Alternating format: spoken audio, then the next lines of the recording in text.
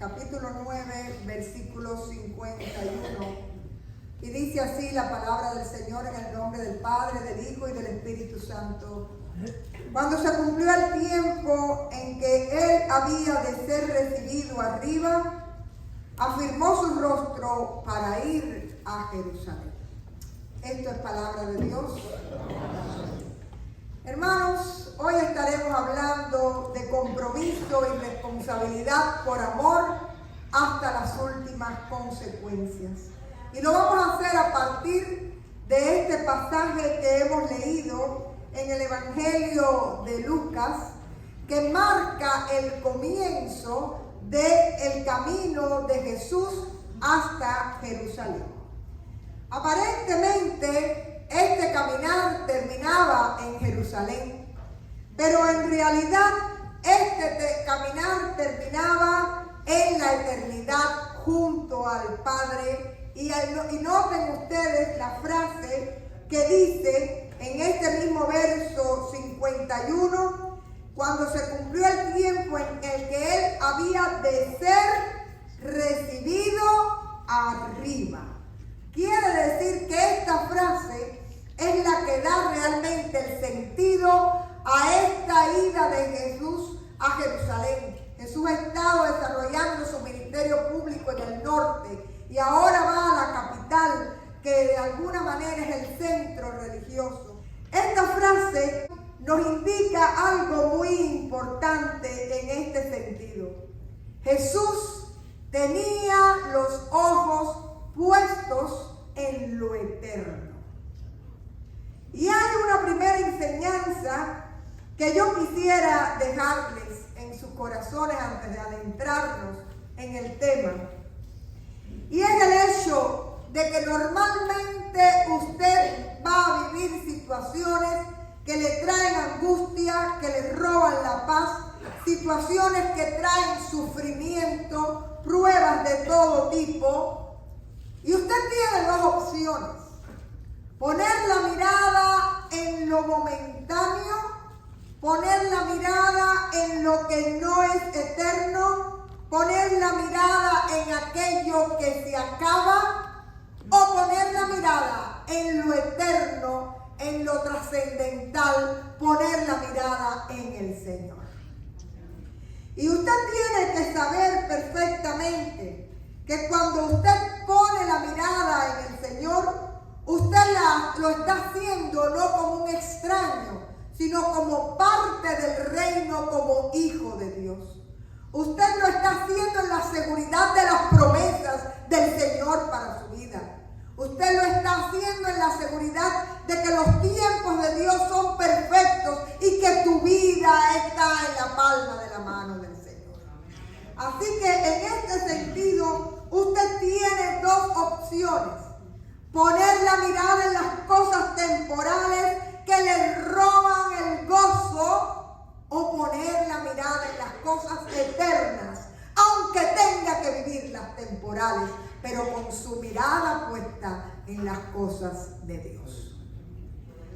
Eso hace la diferencia, y eso hizo la diferencia para Jesús, donde dejó al lado lo temporal y lo superfluo y perdió valor todo aquello que él tuvo que vivir ante la seguridad de la eternidad y de la gloria de Dios, del proyecto redentor que él había venido a cumplir. Así que refocalicemos nuestra mirada, no en las cosas temporales, sino en las cosas eternas. Y de ahí va a venir la fuerza, de ahí va a venir el valor, de ahí va a venir la seguridad para caminar cada día tomados de la mano del Señor. ¿Cuántos lo necesitan? Yo lo necesito. Saca, Señor, mi mirada de las cosas temporales que me roban tu gozo y me roban tu paz. Y aunque tenga que vivir las cosas temporales porque hoy estoy aquí, ayúdame, Señor, a tener mi mirada puesta en Jesús. Ayúdame, Señor, a tener mi mirada en lo eterno, en lo que no cambia, en aquello que viene de ti.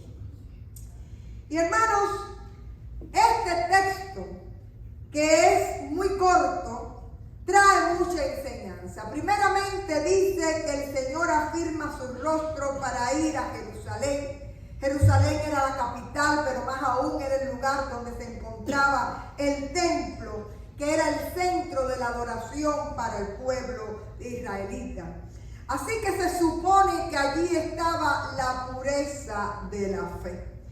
Sin embargo, y era tanto el amor que tenía el pueblo de Israel por su templo, que los judíos, aunque vivieran en la diáspora, al menos debían hacer una vez en la vida un viaje a Jerusalén. Pero el Señor no va engañado a Jerusalén. El mismo Señor en el capítulo 13, en el verso 34, dice: Jerusalén, Jerusalén, que matas a los profetas y apedreas a los que te son enviados. Quiere decir que el Señor sabía que ir a Jerusalén era ir incluso camino a su misma muerte.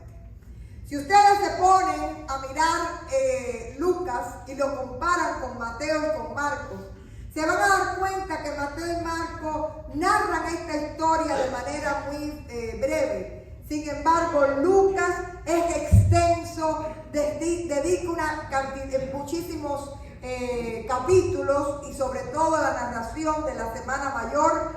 Y de manera especial, Lucas ha sido un escritor que escuchó la historia. Lo que quiere decir que más que un camino geográfico, no traten de buscar el camino en la geografía, Lucas ha desarrollado un camino teológico para enseñar al discípulo cómo se camina con Cristo. Y en este sentido, Jerusalén no solo va a ser el final, la culminación de este viaje, sino que va a ser el inicio del itinerario del plan de salvación para la humanidad. Fíjense ustedes que el mismo Lucas, cuando escribe el libro de Hechos, en el capítulo 1, en el verso 8, dice que cuando reciban el poder del Espíritu Santo, serán testigos, ¿dónde? En Jerusalén, y ahí Judea, Samaria y hasta lo último de la tierra.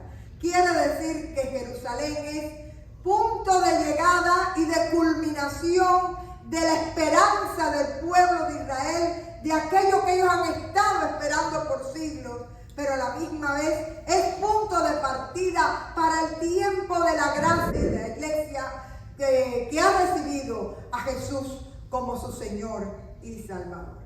Así que Jerusalén siempre ha sido importante para la fe.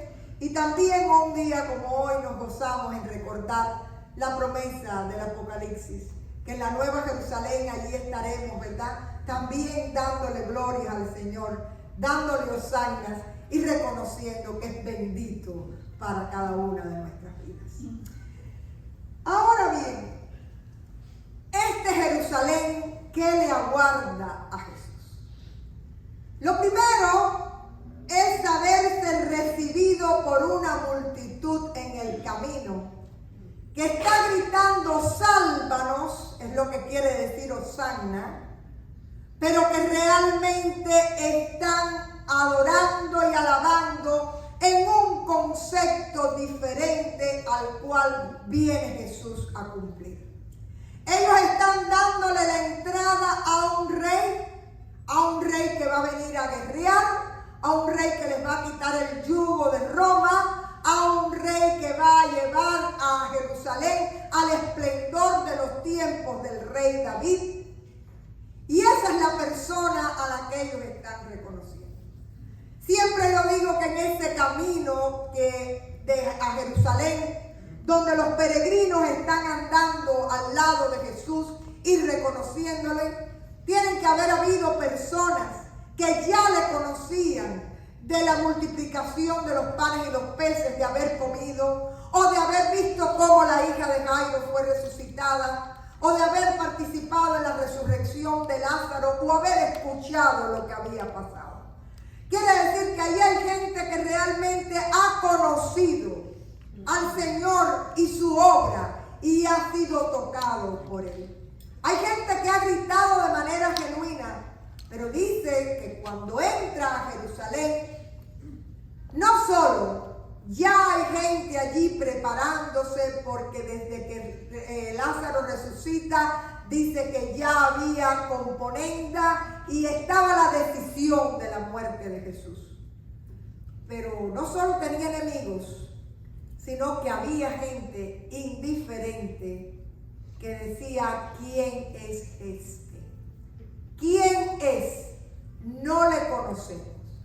No solo por indiferencia, también por desconocimiento, pero había gente que no sabía quién era Jesús. Y hoy la multitud sigue siendo más o menos la misma. Gente que ha tenido su experiencia extraordinaria de fe, que nadie se la puede robar porque la ha vivido con Cristo. Pero gente que sigue queriendo matar al Señor en el día a día de esta sociedad. Y gente que en su indiferencia y en su egoísmo personal ni siquiera le conocen ni le tienen en cuenta. El Señor, cuando entró ese día a Jerusalén, sabía que aquella multitud no estaba clara de lo que había venido Él a hacer por la salvación de la humanidad. Es en este Jerusalén donde cuando Él llega a adorar en espíritu y en verdad a Dios, se encuentra un templo lleno de mesas con mercaderes. En un lugar que era incluso el banco de la ciudad, donde se compraba, donde se cambiaba el dinero para poder todos los peregrinos cumplir con sus sacrificios. Y si ustedes se dan cuenta, la estructura eclesial de aquel momento participaba de este hecho. Y tiene que llegar Jesús para sacar de allí a los mercaderes y recordar que es un lugar santo y que es lugar de adoración. Si desde el primer momento había un complot contra Jesús, se intensifica más durante esta semana todo lo que era la hostilidad en contra del Señor. Y uno de esos ejemplos es cuando tratan de tomarle de atrás para adelante, como decimos nosotros, y le preguntan con la moneda del César: ¿a quién tenemos que dar tributo, verdad? ¿Al César o a Dios? Pero en cada una de estas preguntas, el Señor salía airoso. Y dice que ellos mismos, sus enemigos, se asombraban de ver las respuestas y la manera en que el Señor tenía para salir de cada una de esas componentes. Es en esos días difíciles donde el Señor anuncia que el templo va a ser destruido y donde también anuncia la segunda venida, la venida del Hijo del Hombre. Y una y otra vez tiene que andar entre la incomprensión, entre el complot que hay desarrollado alrededor de él. Sin embargo, la mirada del Señor es tan tierna que también tiene mirada para allí en el templo alabar a una viuda pobre que está dando la ofrenda de corazón de la pobreza y de la necesidad que ella vive. Y lo pone como ejemplo y la alaba y deja la escritura, gracias al Señor, este pasaje para nosotros también edificarnos. Y hay un momento en que el Señor no puede más, como tú y yo a veces creemos no poder más. Y se va a Getsemaní, allí junto a Jerusalén, y allí ora, y allí le pide al Padre: si es tu voluntad, aparta de mí esta copa. Sin embargo, que no se haga lo que yo quiero, sino que se haga lo que tú has decidido, conforme a tu sabiduría y en tu voluntad. Y es al salir de allí cuando viene el gran amigo y le besa, aquel que ha comido junto con él, aquel que ha participado de aquella cena pascual, le besa y le entrega por unas monedas. Y es allí en Jerusalén donde tiene que vivir unos juicios injustos, delante de Herodes, delante del concilio, delante de Pilato. Y definitivamente delante de un pueblo que no le conoce y que grita por Barrabás. Es ese Jerusalén que ha matado a los profetas, el que ahora se burla, el que ahora se goza del dolor y del maltrato. Y es en ese Jerusalén donde también el Señor tiene que ver al amigo llorar, después que el gallo cantó porque le había negado 3 veces.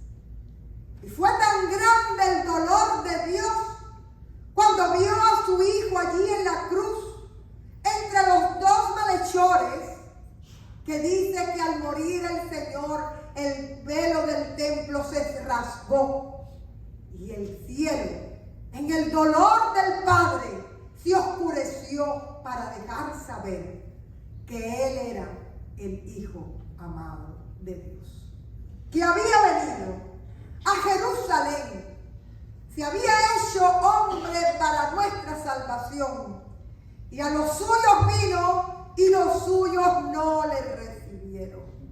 Por eso el Señor tuvo que ir al Calvario. Y hermanos, al recorrer algunos eventos de esta semana en Jerusalén, nos damos cuenta que cuando el Señor comienza ese camino, lo único que tenía en su corazón era el placer de cumplir su misión. La pasión, la muerte, la resurrección y luego el regreso al Padre para cumplir su obra redentora. Y sabía que iba a ser difícil. Y sabía que su compromiso conllevaba un dolor grande. Pero de alguna manera él era consciente de la tarea a la cual Dios le había llamado. Y quiero compartir con ustedes 3 traducciones de la misma frase en diferentes versiones. Dice la Reina Valera que el Señor afirmó su rostro. De por sí, ¿qué es lo que te da? Se hizo el compromiso, la convicción de cumplir con lo que tenía por delante. Dice la Nueva Versión Internacional, se hizo el firme propósito. Quiere decir, no hubo duda, las consecuencias que fueran, pero era el propósito que el Señor tenía. Y Dios habla hoy, que es una versión de un lenguaje mucho más popular, dice, emprendió con valor su viaje a Jerusalén. Completamente concentrado en la meta, completamente concentrado en la misión que Dios le había dado, tratando de perseverar, sabiendo que llevaba renuncia, sacrificio, mucha fuerza de voluntad, mucho valor. Así que quiero terminar con 2 ideas para nuestra vida. La primera, ¿sabes tú cuán amado e importante eres para Dios? De manera que el Señor estuvo dispuesto a todo esto por ti. Muchas veces decimos, no, el Señor murió por nosotros. Hágame el favor de pensar que en nosotros estás tú. Y que tu nombre era reconocido por el Señor allí en la cruz del Calvario. Y cuando en la cruz del Calvario el Señor venció y entregó todos los pecados de la humanidad, allí estaba tu nombre y estaba mi nombre para la gloria de Dios. Quiere decir que muchas veces no tenemos conciencia de cuán grande ha sido el amor de Dios por mí y por ti desde el principio. Y allí en la cruz del Calvario, en el poder del Señor, para vencer luego la muerte, realmente tenemos tú y yo una vida plena y completa, dada por el Señor gracias a la cruz, que es libertad para cada uno de nosotros, porque desde aquel momento los que somos de Cristo no vivimos bajo el poder del pecado y la muerte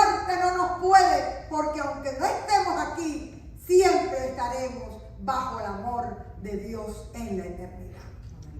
Así que, hermanos, esta es una mañana para recibir al Señor con compromiso, afirmando el rostro, haciéndonos el propósito de no defraudarle. Y si Él lo hizo por mí, decirle: Señor, yo estoy aquí para ti. Yo estoy dispuesto a vivir para ti. Y la segunda idea que les quiero dejar es que el Señor estuvo dispuesto a ser fiel a su compromiso por amor y sabiendo todo lo que debía sufrir.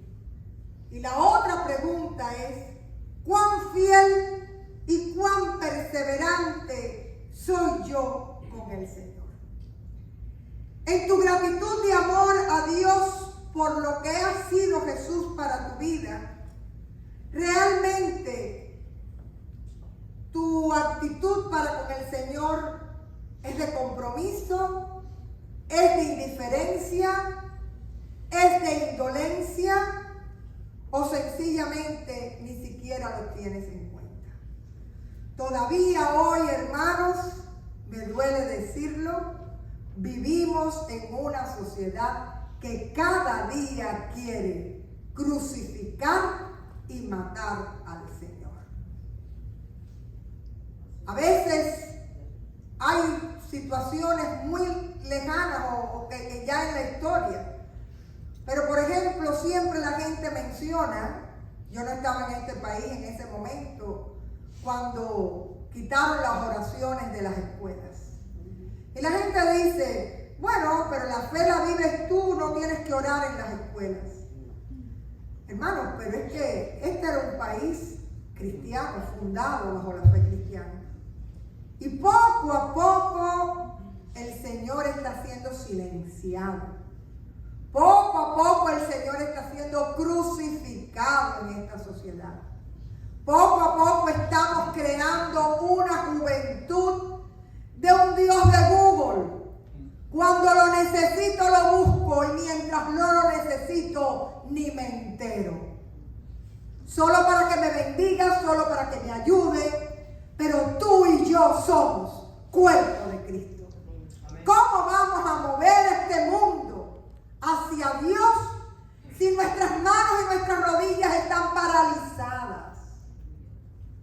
Los únicos que hoy pueden darle la entrada a Jesucristo y luego proclamar que tenemos un Cristo vivo es el pueblo que esté dispuesto a hacer lo que Jesús hizo por ti y por mí.